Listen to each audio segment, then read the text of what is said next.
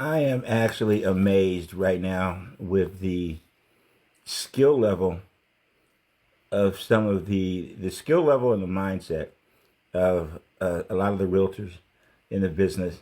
And uh, some of you some of you I may make mad with this video. You're probably the ones that need to hear it the most. Everyone's not going to agree with what I have to say, but I'm going to throw what we used to call real spit at some of you guys.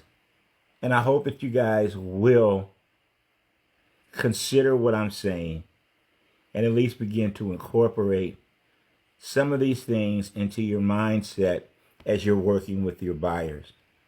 So let me ask you a question. What is the ultimate goal you have with your buyer?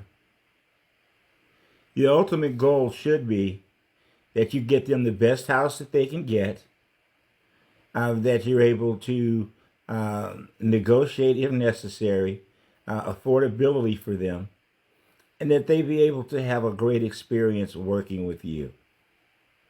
But the main goal is them get the house that they want. If they get everything else that I just mentioned, but don't get the house that they want, do you think that they're going to be happy? Do you think they're going to refer people to you? I mean, think about it. They're looking to buy a house. They've not been able to accomplish that part of the goal with you. How happy are they going to be? Now, I set all that up to say this. I actually couldn't believe it that I have a couple of agents that are really mad at me. A couple of transactions were just put together, and I mean really mad. Really, really mad. And I'm listening to what they have to say because you should listen.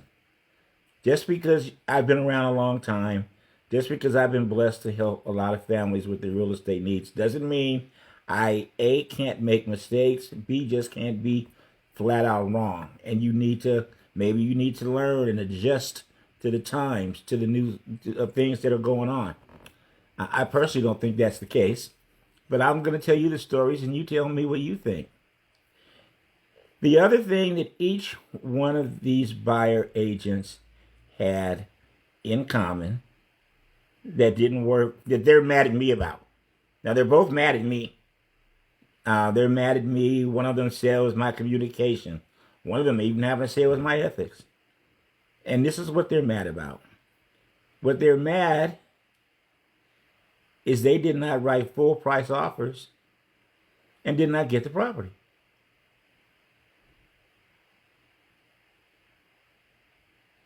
I know it's nothing else. That's it. They're mad at me, because they wrote offers. They didn't write their best offers. And they wound up not getting the opportunity to get the property. That's my fault, according to them. So let's explore this for a minute. You've got a client that qualifies for, let's say, $500,000. And they're approved for $500,000. You find the home for them that they love. A home that they're telling you they're going to spend the next 10, 15 years there. They can't believe you found this property. It's $500,000. It is within their budget. Everything, right? And now they ask you as their agent, as their representative, well, what do you think we should offer? What do you say? I'm seriously, what do you say? Do you start putting your negotiating hat on? Well, let's offer them $485. Well, let's offer them $475. Maybe we can come in and ask for a little closing cost. Maybe we can come in. Do you start doing all of that? Or do you allow them and give them permission to buy the home that they want? The home is $500,000. They want it. They are pre-approved and can afford it. This is what they want. Now you want to come in and negotiate? I mean, that sounds good, but what if they don't get the property? A la what happened this weekend. See, there's one thing that I used to tell all of our buyers. I still tell buyers to this day, but not nearly as much. I guess because most of them listen to us and listen to our professional opinions more than they do some other people.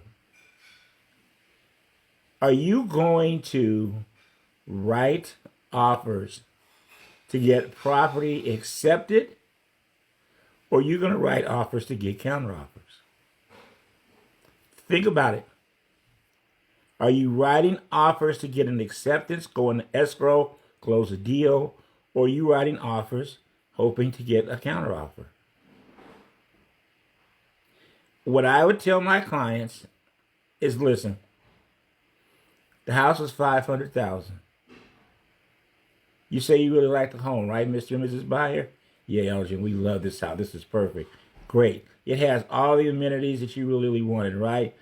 Yeah, Elgin has everything. We're right in the right school district. We've got it's got everything. Yo, Elgin, that knows everything. Everything. So then let me ask you this, Mr. and Mrs. Buyer. If you write an offer for less than $500,000, how comfortable are you going to be to not get that property because you decided to write it $490,000? Now, the answer to that question determines your offering price. If you're fine with writing an offer for $490,000, and if you don't get the property, then that's fine. But if you write an offer for $490,000, knowing you can afford $500,000, being prepared to buy it at $500,000, and you just decide you don't want to do that, I mean, that's kind of on you, isn't it? And then you see, well, you know what? We'll get a counter offer, and then we'll see what they counter us, and then we'll work around the counter. Well, in the particular case that happened over this weekend, as I'm presenting these offers, do you know what my seller said? My seller said, which one of these nets us the most money? I showed them which one netted the most money. They signed that contract, and we opened escrow. There were no counter offers. They wanted the best property that was in front of us that netted them the most money, which, by the way, happened to be at list price. They didn't want to counter anything. And the offer was strong enough that I did not have to counter. So I've got two agents pissed off at me. My ethics are bad. My communication is horrible. I can't believe you didn't get me a counteroffer. No, I can't believe that you wrote such a bad offer with the fact that you left money on the table. You left money on the table, and you know whose money it was? It was yours.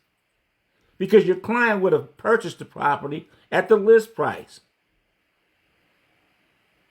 They liked it enough to purchase it at the list price. The only thing different is you didn't write list. You showed your skills.